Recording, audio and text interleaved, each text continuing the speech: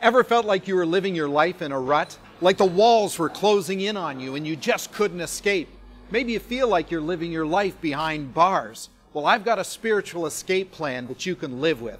I'm Mark Giuliano, pastor of the Old Stone Church on Public Square.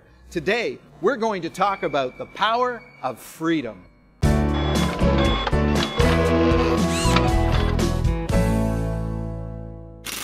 Today's episode brought to you by AMG Marketing Resources and a grant from the Old Stone Church.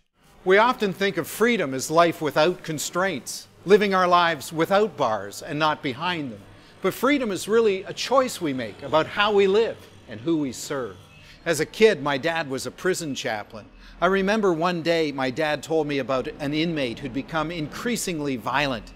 This prisoner was tormented by the bells that continued to ring in his life every day, day in, day out. One bell to wake him in the morning, another bell to tell him when he could go to the washroom, another bell to tell him when it was time to eat or time to sleep or time to work. Day in, day out, bells kept ringing. My father reminded the prisoner that if he trusted God and trusted in God's word, he was free no matter where he was. So together they prayed, and then they developed a plan of freedom, even in prison. The plan went like this. The inmate would train himself to wake up before the breakfast bell. He'd be ready before the work bell or the washroom bell. That way the bells were no longer in control of his life. In God, he was in control.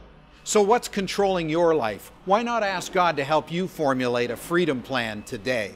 Remember, the Apostle Paul said, "For freedom, Christ has set you free." So do not submit again to the yoke of slavery. I'm Mark Giuliano, pastor of the Old Stone Church in downtown Cleveland.